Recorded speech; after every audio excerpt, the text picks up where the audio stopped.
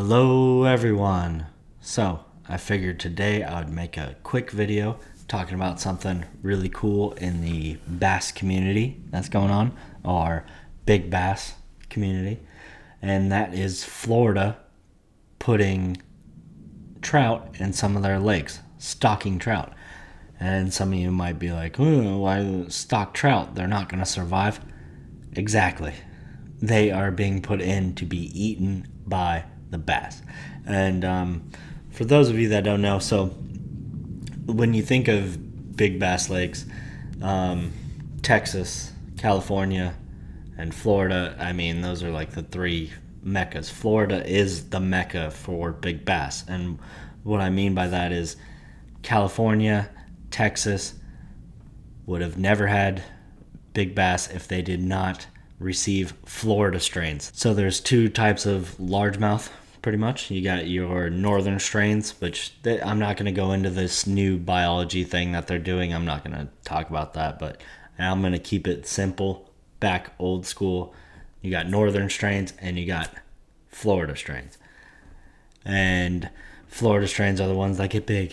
Northern strains, they don't even get over 10 pounds, really, without some Florida genetics in them. California was huge from the 80s all the way to early 2000s. I mean, there's still big bass there now. Obviously now Texas is getting a bunch of recognition for big bass and stuff. But let me say this. Texas still has not broke its record from 1992. The Share Lunker program started in 95.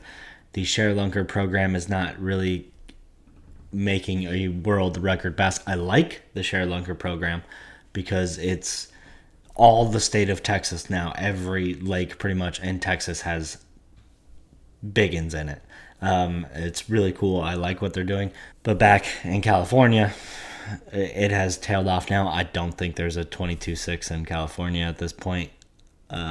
Maybe there's one swimming out there somewhere. I don't know. But the big thing for them for 40 years, and the reason why out of the top 10 biggest largemouth bass, 8 of them were caught in California. The only 2 exceptions, Kurita's fish from Japan, which is legit, and then Perry's fish, who that thing needs to be gone, but whatever. So from Georgia.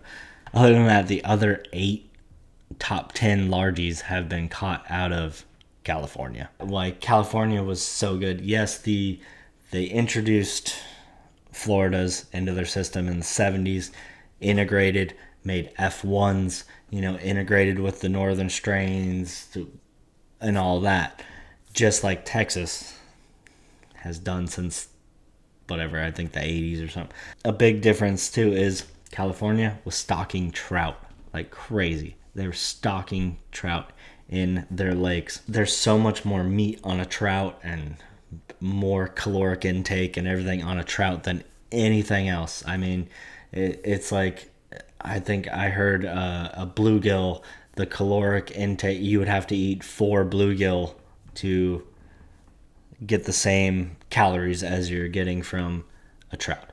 So obviously those fish gonna get fatter and all that, and I like what Florida's doing. What they are doing is they are putting them in like the beginning of winter, because trout are not going to survive past 70 degree water temps. 75 for sure. Those trout pretty much die. Coming from Colorado, I know about trout and all that. Like in the city lakes, they would stock them every year, and that was for sport. They were stocking them for people to catch stocker trout. In the like lower lakes, like the lakes that were actually good for bass fishing and stuff, the ones that were out of the mountains and everything. Once you get in the mountains, obviously those lakes never get over 70, so trout thrive in there and get huge. But in the lower lakes and stuff, they were stocking them for people to catch them because Colorado's a trout state. A bunch of people there love catching trout, whatever. Florida is literally stocking them at the beginning of winter, and they have studies going. They are putting trackers on them I don't remember exactly the name of the trackers, but they're putting trackers in a lot of those fish that they're putting in there, and literally within 2 weeks, all the fish that they have trackers on are dead. Something's eating them.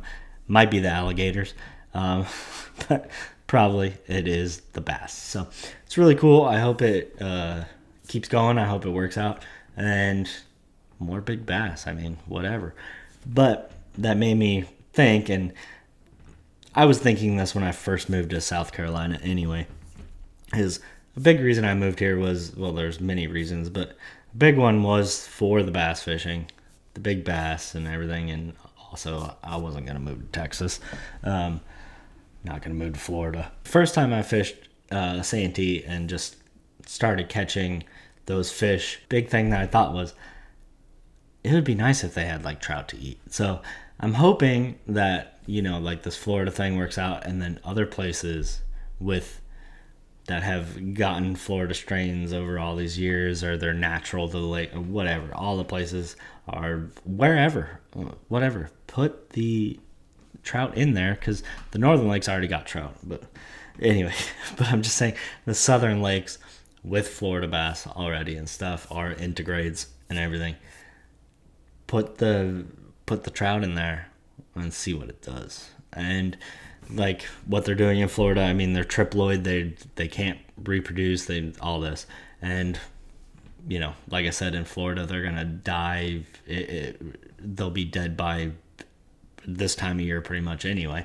So yeah, I just thought it was really cool. Something that I hope works out for Florida. It's just cool concept, and I'm glad they're trying it. So anyway, that's pretty much it. Just figured I'd let people know about it, because I don't think a lot of people know that they're doing it. But yeah, I'll see you guys on the next one.